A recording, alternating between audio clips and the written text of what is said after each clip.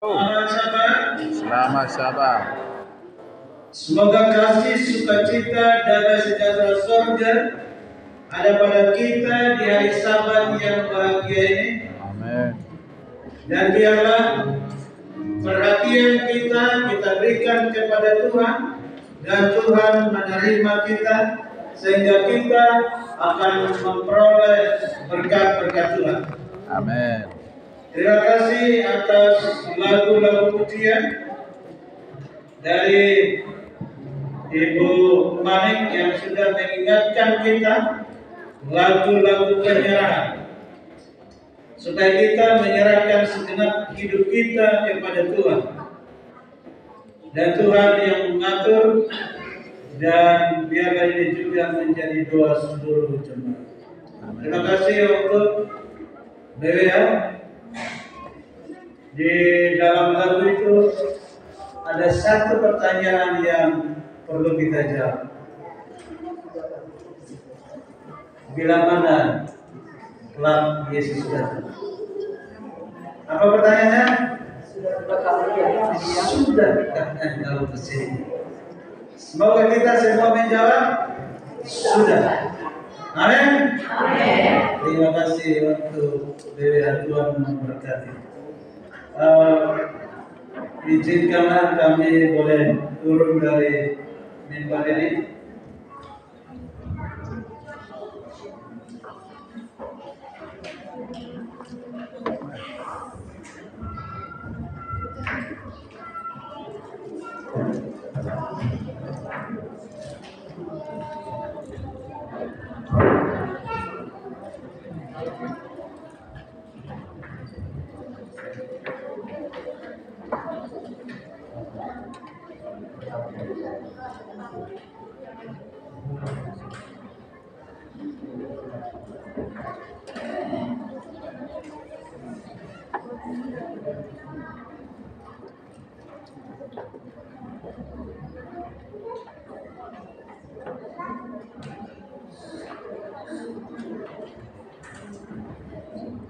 Ya.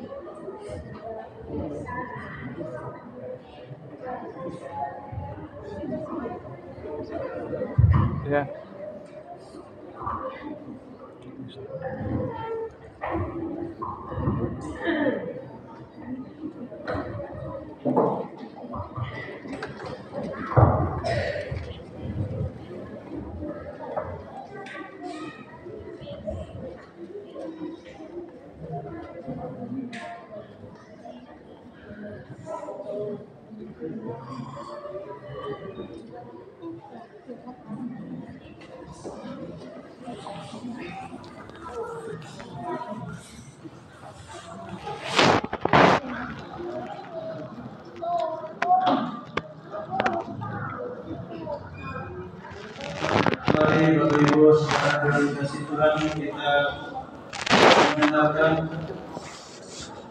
firman-Nya yang kudus menjadi satu pelajaran penting bagi kita di akhir zaman ini. Bapak Ibu saudaraku masih ingat kan pelajaran khotbah kemarin di mungkin ada yang ingat apa judulnya?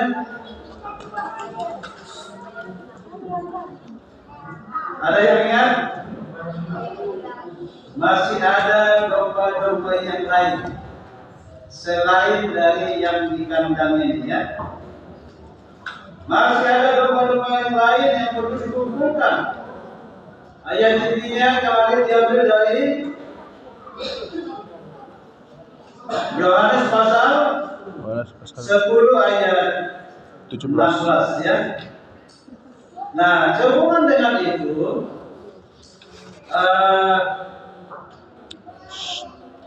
saya ingin menyampaikan pekabaran timbal baliknya, ya. Bila mana di saudara kita mendengarkan bahwa masih banyak domba-domba Allah yang lain selain dari yang ada di kandang ini. Selain dari yang sudah di dalam, masih ada banyak di luar yang harus dikumpulkan, yang dibawa masuk ke kandang. Dan Nyonya Mari memberikan beberapa petunjuk melalui kutipan yang kita baca, berkatakan ada permata-permata di seluruh gereja yang harus dikumpulkan, ya. Di dalam Dekret Pasal 381 dikatakan, di tubuh agama manakah bagian yang lebih besar dari pengikut Kristus, tidak diragukan lagi di berbagai gereja yang mengaku iman Protestan. Dan juga testimoni cerita lama halaman 70 menyatakan Tuhan mempunyai wakil-wakilnya di semua gereja. Orang-orang ini belum memiliki kebenaran khusus, maka untuk itu kita perlu memberitakannya supaya kebenaran khusus itu tersampaikan kepada mereka. Dan di dalam testimoni jilid 9 dan 243, Nyonya katakan, di antara umat-umat Katolik ada banyak orang Kristen yang sangat setia dan berjalan dalam semua terang yang ada pada mereka. Sedikit terang yang mereka miliki, mereka hidup di dalam terang itu. Lalu bagaimana dengan kita? Timbal baliknya ayat ini perlu kita waspadai.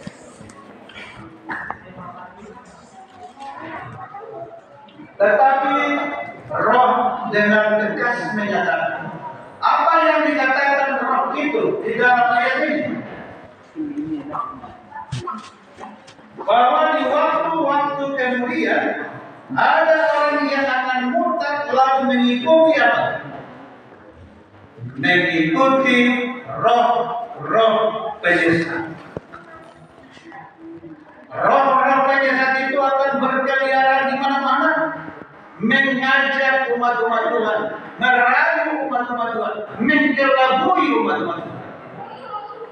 Dan bukan hanya roh penyesat, tetapi juga ajaran apa? Ajaran sesat. Bukan ajaran setan, tapi ajaran setan-setan. Menunjukkan bahwa di akhir zaman setan itu akan banyak bermunculan, akan berkeliaran di mana-mana, dan yang mereka serang tidak semua orang. Yang mereka serang adalah yang memiliki terang khusus. Karena ini yang perlu kita sampaikan kepada orang lain. Pemilik terang khusus, kebenaran khusus itu diserang oleh ajaran setan-setan. Jadi ini sekarang menjadi tantangan bagi kita supaya kita waspada, jangan sampai kita murtad. Oleh karena roh penyesat itu tujuannya adalah untuk memurtadkan, ya. Jadi hati-hati dengan saudara palsu. Bahwa kita dapati di dalam Galatia 2 ayat 4, Paulus mengamalkan ada saudara palsu. Memang ada desakan dari saudara-saudara palsu yang menyusup masuk, yaitu mereka yang menyeludup ke dalam untuk menghadap kebebasan kita. Saudara-saudara palsu yang dimaksudkan oleh Paulus ini adalah kita sama dari pandangan luar, tapi di dalamnya sesungguhnya mereka sedang membawa ajaran palsu, ajaran-ajaran menyesat. Mereka menghadap kebebasan kita memiliki di dalam Kristus Yesus, supaya dengan jalan itu mereka dapat memperhambakan kita. Sesungguhnya mereka tidak suka kita menjadi pengikut Yesus yang sesungguhnya. Mereka mau kita ikut mereka supaya sama seperti mereka, sama-sama sesat. Pertanyaannya, bagaimana mungkin umat Tuhan sesat? Katakanlah, bagaimana mungkin umat Tuhan sesat? Mungkinkah umat Tuhan bisa sesat? Mungkin. Saudara palsu di dalam 2 Korintus 11 ayat 26, apa pula yang dimaksudkan oleh Paulus di sini? Di sini Paulus menggambarkan ada banyak tantangan yang dihadapi di dalam berbagai masalah, ya.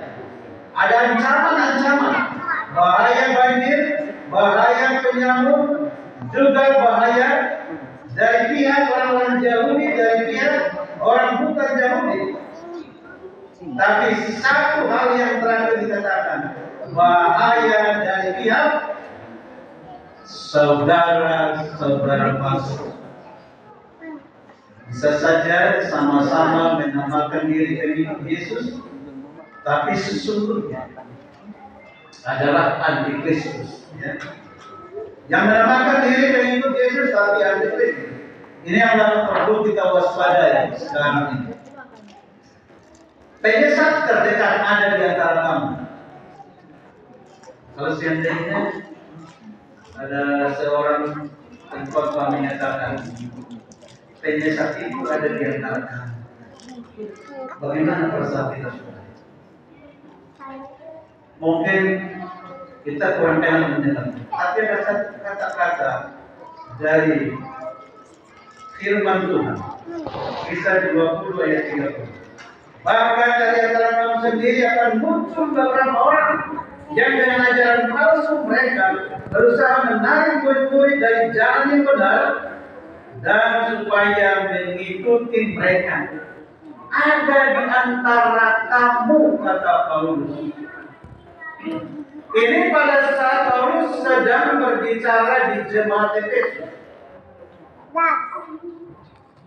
Bahwa Paulus menyatakan di antara kamu jemaat Efesus ada sekarang saudara palsu, ada penyesat. Ini jemaat Efesus mulai berhati-hati. Ada di antara kita penyesat. Siapa ini? Saudara yang dikasih Tuhan. Penyesalan pasti datang, kemurtadan pasti terjadi, tapi jangan kita yang saudara, satu hal yang kita takutkan adalah kemurtadan.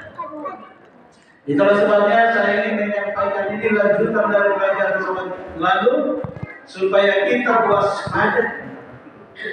Kita menggaris bawah ini. Kata kemurtadan ini satu hal yang menakutkan. Satu kutipan dalam Christian Service halaman 84 dinyatakan, sebuah pernyataan serius saya sampaikan kepada jemaat bahwa tidak ada satu di antara 20 nama-nama yang terdaftar di dalam buku sidang yang bersedia untuk mengakhiri sejarah mereka di dunia ini, bahkan sama seperti orang-orang berdosa umumnya yang tidak bertahan dan tanpa pengalaman. Tidak ada satu. Kalau begini gimana ya? Satu di antara 20 dari nama-nama mereka yang tercatat di buku sidang.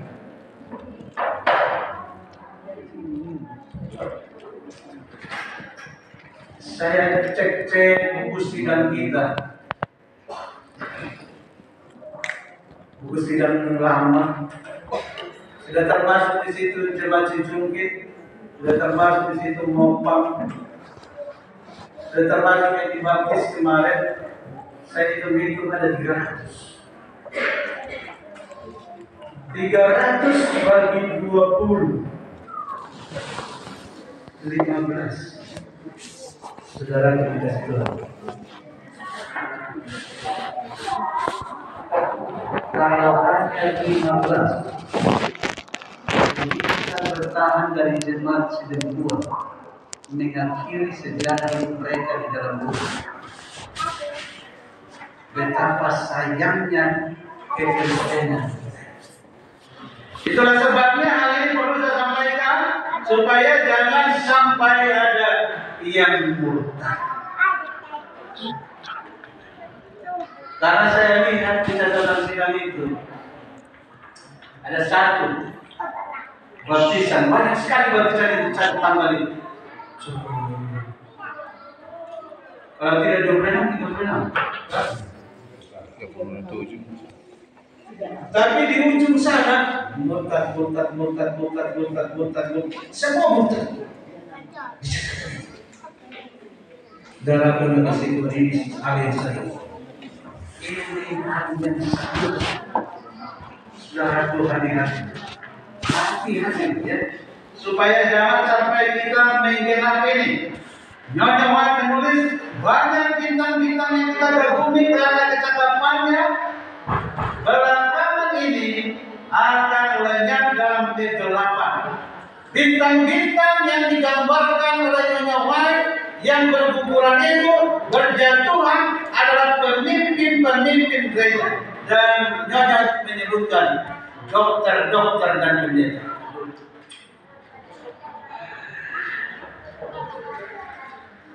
Dokter-dokter pun, pendeta-pendeta pun berguguran. Itu katanya Nyonya Wan. Ya. Bintang-bintang yang diterang-terangnya akan lenyap dalam kegelapan. Pemimpin yang kita idolakan pun bisa murtad. Orang pintar bisa disesatkan oleh kepintarannya. Jadi yang lain melihat dari langit sana, dari Bima Sakti, galaksi Bima Sakti itu banyak bintang-bintang berguguran ya. Berjatuhan dari